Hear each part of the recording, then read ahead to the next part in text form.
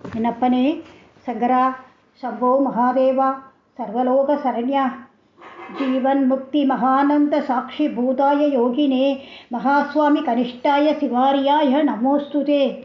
சிவா பெரிவா என் அப்பனே, நான் இன்னைக்கு சிவன் சார் எழுதிய ஏணிப்படிகளில் மாந்தர்கள் அதுலேருந்து நம்மளோட ஆத்மாவை பற்றி சொல்கிறேன்.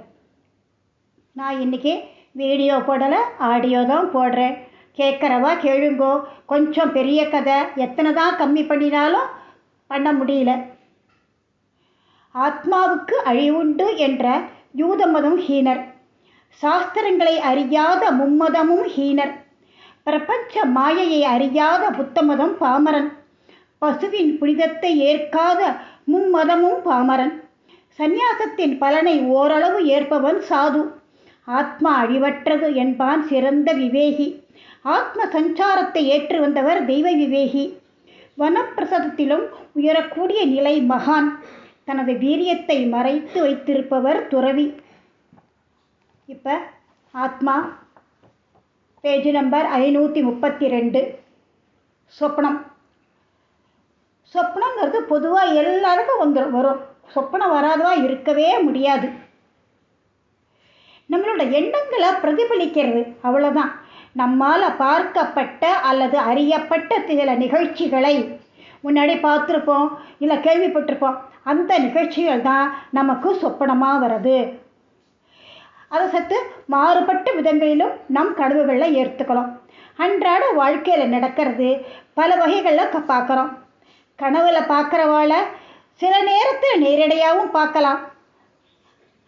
கனவுல தெய்வங்கள்லாம் வருது. ஆனால் நமக்கு விதிக்கப்பட்டிருக்கும் கஷ்டம், துயரம் போன்றதெல்லாம் போயிடுறதா? நிச்சயமாக போகாது.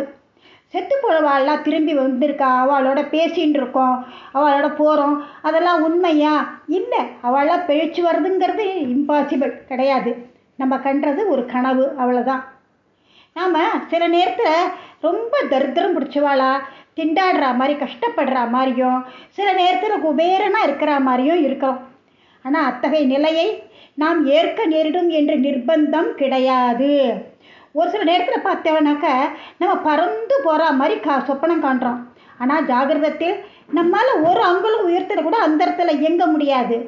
எனவே சொப்பன பலன்களை நமது இஷ்டத்துக்கு முடிவு செய்து விடக்கூடாது.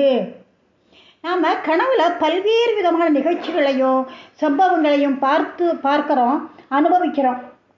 ஒரே கனவுல நம்ம மனித ரூபத்தில் இருந்தோம் மற்ற ஏதோ சில உருவங்களை ஏற்கவும் நேரிடும். நம்மோட சம்பாஷித்து வரும் ஒரு நண்பன் திடீர்னு மற்றொரு நண்பனாகவோ அல்லது ஒரு பிராணியாகவோ மாறிடுறான். அப்புறம் என்ன பண்ணுறோம்? நம்ம கை நிறைய பவுன் அள்ளி ஒரு பைக்குள்ளே போட்டு மூடி வச்சுக்கிறோம். முழிச்சுட்டு பார்த்தாக்க ஒரு செல்லா காசு கூட நம்மள்கிட்ட இருக்காது. படுக்கையிலேருந்து நூற்றுக்கணக்கான மைலுக்கு அப்பால் உள்ள ஒரு ஊர்லேருந்து வர்ற மாதிரி நமக்கு தோன்றும். ஆனால் கனவு கலைஞ்சிருத்தோம்னாக்க அதே க்ஷணத்தில் நம்ம படுக்கையில் தான் படுத்துன்னு இருப்போம். இன்பம், உற்சாகம், பயம், துக்கம் போன்ற உணர்ச்சிகளை கொண்ட சம்பவங்களையும் நாம் கனவுல பார்க்குறோம். கனவில் நம்ம இடத்துல இன்பத்தோடு உரையாடி வந்த ஒரு அந்நிய ஸ்திரியை ஜாகிரதத்தில் அணுக நமக்கு துணிவு ஏற்படுறதோ கிடையாது. காரணம், கனவு ஒரு அற்புதமான பொய். நம்மளால் புரிஞ்சு கொள்ள முடியாத ஒரு அற்புத சக்தி நமக்குள்ளேயே இருக்குங்கிறத நம்மால் நம்பாமல் இருக்க முடிவதில்லை. இந்த சக்தியைத்தான் ஆத்மா அப்படின்னு சொல்கிறோம். இந்த ஆத்மாவோட சக்தியை புராதன உலகத்தில் பிராமணர்களும் ஓரளவு பண்டைய காலத்தில் பிராமணர்களும் உணர்ந்துட்டு இருந்தார். இந்த வாக்கியத்திலிருந்து இவர்களை ஆத்மீக சக்தியை கொண்டவர்களாக நினைத்து விடக்கூடாது. கடைசி நிலையரான தன்னையும் துறந்த துறவிகள் தான் ஆத்மீக சக்தியை பெற்றவர்கள். தெய்வ விவேகிகளின் ஜீவாத்மாக்கள் பல லோகங்களை சஞ்சரித்து தெய்வங்களின் தரிசனத்தையும், மரணமடைந்த மானிடர்களுக்கு கொடுக்கப்பட்டு வரும் வெகுமானம், தண்டனை முதலியவைகளையும், ஜென்மாக்களின் இடைக்கால நிலையையும், மற்ற ஜீவராசிகளின் பிறப்புகளின் காரணங்களையும், தெய்வ சிருஷ்டியில் அடங்கியிருக்கும் பல ரகசியங்களையும், கடைசியாக இவர்கள் அனைவற்றுக்கும் மூலப்பொருளான ஒரே கடவுள்களையும் கிரகித்து திரும்பவும் உடலை வந்து அடைந்தன. அதாவது அவர்கள் சாஸ்திரத்தின் மூலம் அறிந்து வைத்திருப்பவர்களை நேரில் கண்டு கழித்ததாகவும் கூறலாம். இத்தகைய ஜீவாத்மா சஞ்சாரத்தை ஏற்று வந்த சமயங்களில் அவர்கள் பேரின்பத்தை போலுள்ள உணர்ச்சியை ஏற்று வந்ததாகவும் சொல்றார். ஒவ்வொரு இதில்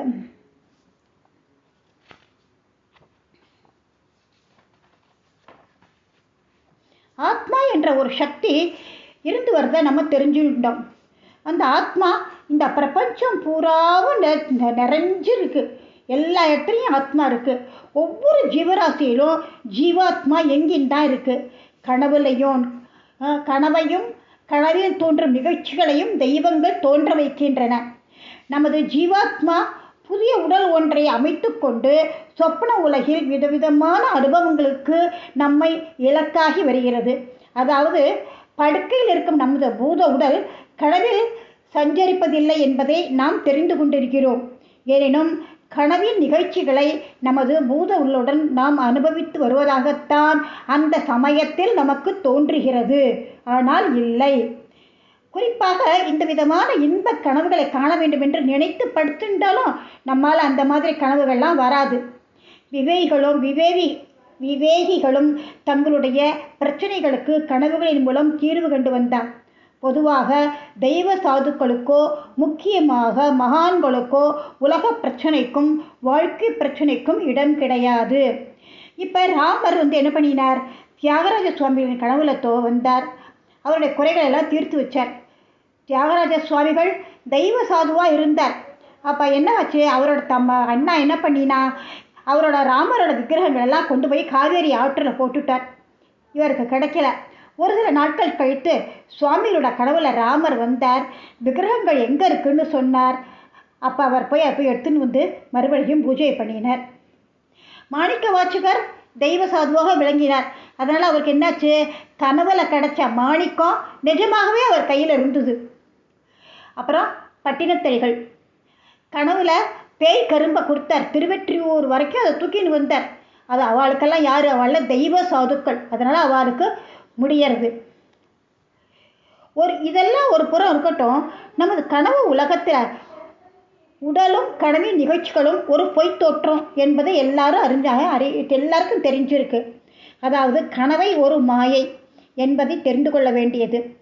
இது போலவே உலகையும் உலக வாழ்க்கையும் ஒரு நீண்ட கனவு என்பதே வேதாந்தம் கூறுகிறது. ஆனால் உலகம் மாயை என்பதை நம்மால் ஏற்க முடிவதில்லை. சொப்னத்துக்கோ பிரபஞ்சத்துக்கோ ஆதாரமாயிருக்கும் ஆத்மா என்பது சர்வ சக்தியை கொண்டதாகும்.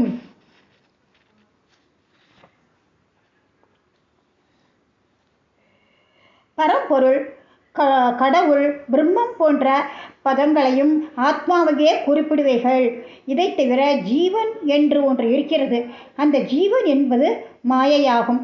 ஜீவனுக்கு சுக துக்கங்களும் மகிழ்ச்சி கஷ்டங்களும் உண்டு. ஜீவனும் ஆத்மாவும் இணையாத பிறவியே கிடையாது.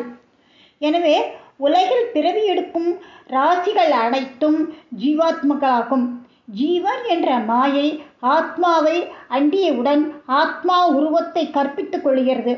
ஆயுள் முடிஞ்சவுடன் ஜீவாத்மா உடலை விட்டு வெளிக்கிளம்பி அந்த ஜீவனின் பாவ புண்ணியத்திற்கேற்ப இன்ப துன்பங்களை ஏற்று முடிவாக மற்றொரு ஜீவராசியில் புகுந்து விடுகிறது. அதாவது நமது பாவ புண்ணியங்களுக்கு தகுந்தவைகளை ஜீவன் அனுபவிக்கிறதே தவிர ஆத்மா அனுபவிப்பது இல்லை. உயிர் நீங்கியவுடன் ஜீவாத்மா எந்த விதமான உருவத்தையும் கொள்ளாமல் சஞ்சரிக்கக்கூடியது என்பதையும், தேவையுள்ள சமயங்களில் ஆத்மா ஜீவனுக்கு உடலை சிருஷ்டிப்பதையும் நீங்கள் அறிய வேண்டும். ஜீவனுக்கு உடல் கற்பிக்கப்படாத சமயங்களில் பசி, தாகம், இன்பம், துன்பம், நினைவு போன்ற எல்லா விதமான உணர்ச்சிகளையும் ஜீவன் வகிக்கக்கூடியதாகும். இந்த ஒரு சிறு விளக்கத்திலிருந்து மரண முடிவு கிடையாது என்பதையும், ஜீவன் தொடர்ந்து இயங்கக்கூடியது என்பதையும் நீங்கள் ஓரளவு தெரிந்து கொண்டிருப்பீர்கள். நம்மளோட ஜீவனுக்கும் உடம்பை விட்டு ஜீவன் போயிட்டாலும் அவளுக்கும் பசிக்கிறது, தாகம் எடுக்கிறது, கஷ்டமும் படுறா, சந்தோஷமும் படுறா, நம்ம வாழ்ந்த நினைவும் அவளுக்கு வருது அப்படின்னு சொல்கிறார். ஜீவன் என்பது அஞ்ஞானம் என்ற மாயை என்றும் கூறலாம். அஞ்ஞானத்தை நாம் வகித்து வரும் வரையில் பாசங்களும் துயரங்களும் அடிமைப்படுத்துவர்களாக முற்றின விவேகியின் நிலையிலிருந்து மகானின் நிலை வரையுள்ளவர்கள் ஓரளவு அஞ்ஞானத்தை போக்கிக் கொண்டவர்கள். அதாவது இவர்கள் பாசங்களையும் துன்பங்களையும் உலக இன்பங்களையும் வென்றவர்கள். எனினும் இவர்கள் உடல் உணர்ச்சியை ஏற்பவர்களாவார். ஆனாலும் உலகம் மாயை என்பதை உணர ஆர்வம் கொள்ளாதவர்கள் தன்னையும் துறந்த துறவிகளே. அஞ்ஞானத்தை முற்றிலும் அகற்றியவர்கள் ஆத்மீக சக்தி அடைந்தவர்கள். அதாவது ஆத்மாவை தன்வசப்படுத்தி கொண்டவர்கள்.